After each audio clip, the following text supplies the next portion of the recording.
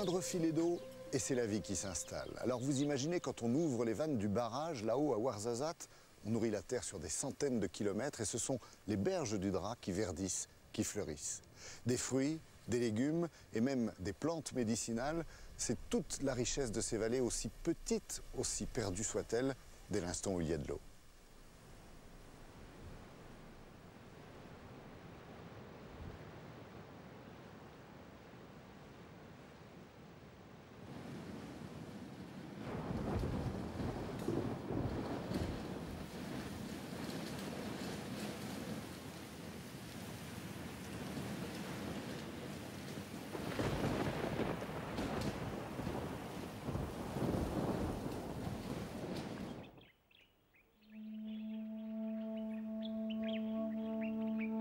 Dans les années 70, des voyageurs ont baptisé ce trou de verdure la vallée du paradis.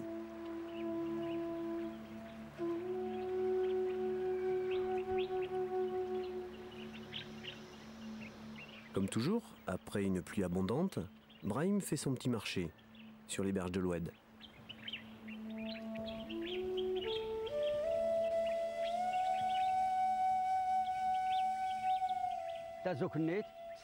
Ici, on trouve du thym, du romarin, de la lavande.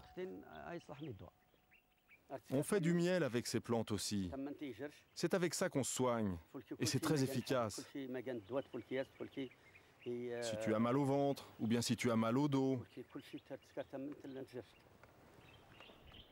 De retour au village, Brahim offrira sa cueillette à sa famille et ses voisins. Il habite Taskit, c'est un peu plus haut, quelques maisons accrochées à flanc de montagne. Repliée dans cette vallée dérobée, la tribu des Ida ou Tanen a été une des dernières à se rallier au royaume du Maroc dans les années 20. Le village est presque désert, les hommes travaillent un peu plus loin. Ils tracent même la route qui va désenclaver Taskit.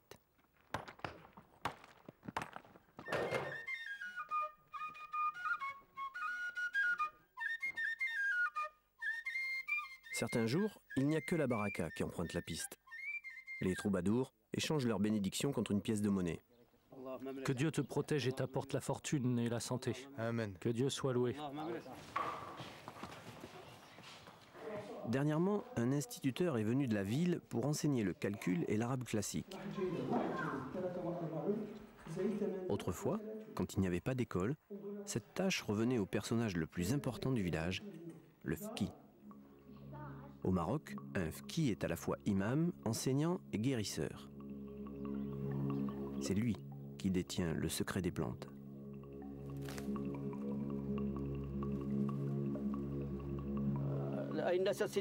Le fqi te dit d'aller chercher cette plante là-bas, pour tes enfants.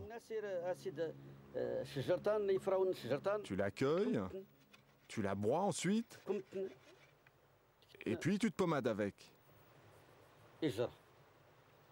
Ça remplace le médecin. Le vieux fqi de Taskit ne reçoit pas facilement les étrangers. L'homme est farouche. Mais un rendez-vous est pris pour soigner la migraine tenace d'Abdelhak, notre traducteur.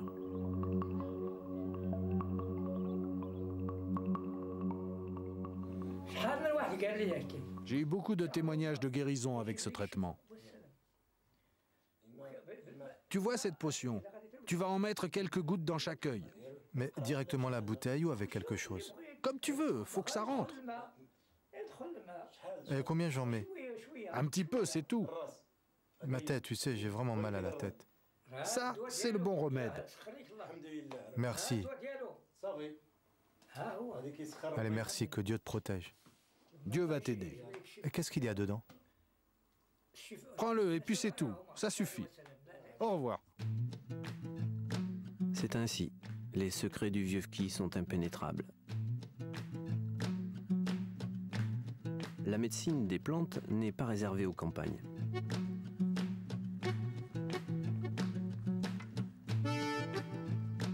Les cueilleurs comme Brahim approvisionnent les herboristeries des grandes villes. À 150 km de là, Ahmed tient une boutique réputée de la ville d'Essaouira.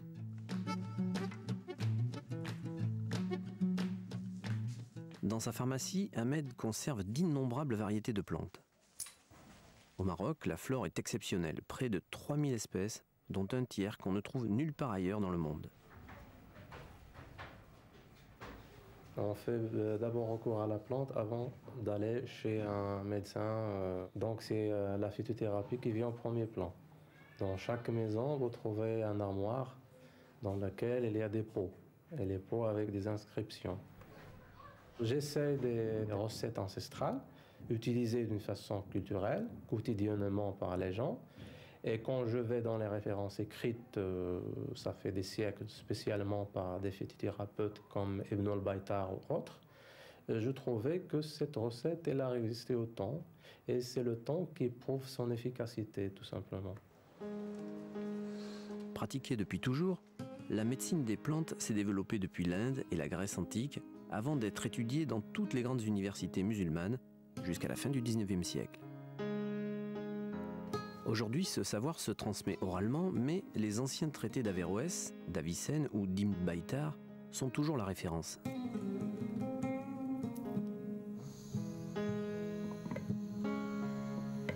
Parmi ces ouvrages, le livre des nourritures révélait que l'alimentation joue un rôle thérapeutique fondamental. Une source indispensable pour Ahmed, qui voit la société marocaine bousculer ses habitudes alimentaires. C'est pas toujours la tagine, hein. C'est les sandwichs, c'est les McDo. La nourriture, elle a changé. Parfois, on se trouve obligé de manger, juste pour manger. Il faut manger, donc on mange n'importe quoi.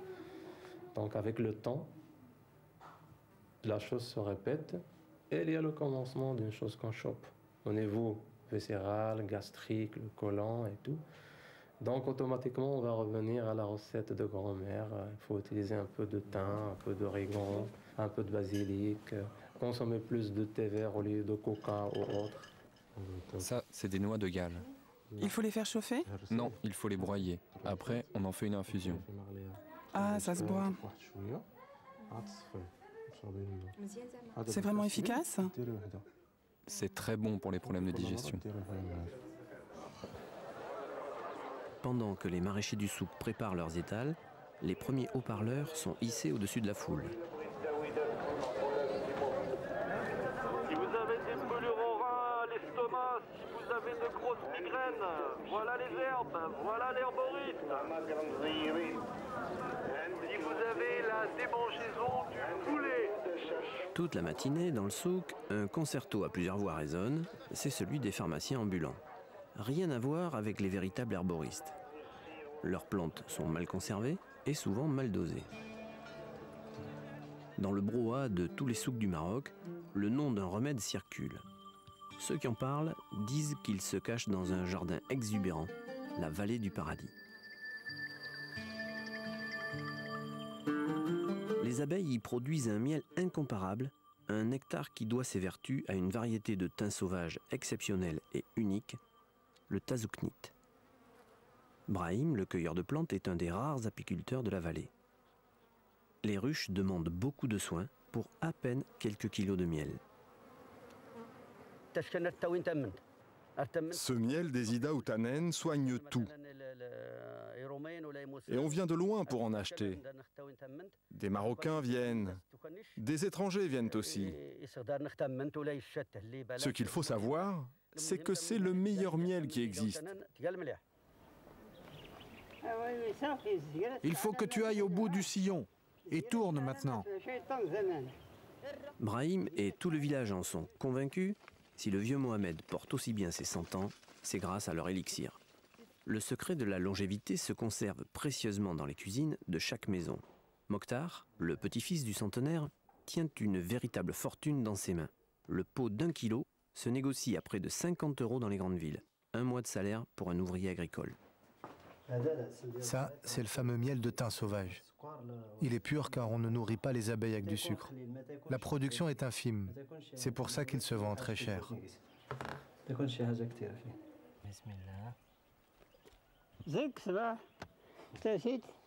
3 cuillères chaque matin et tu ne tomberas jamais malade. Ce miel, c'est comme un médicament.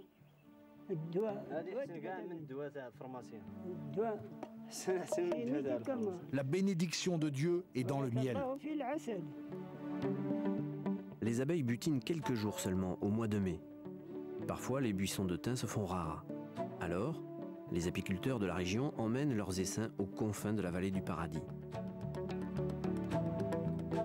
Là-bas, s'élève le plus grand rucher collectif du monde, au-dessus d'un vaste pâturage pour les abeilles.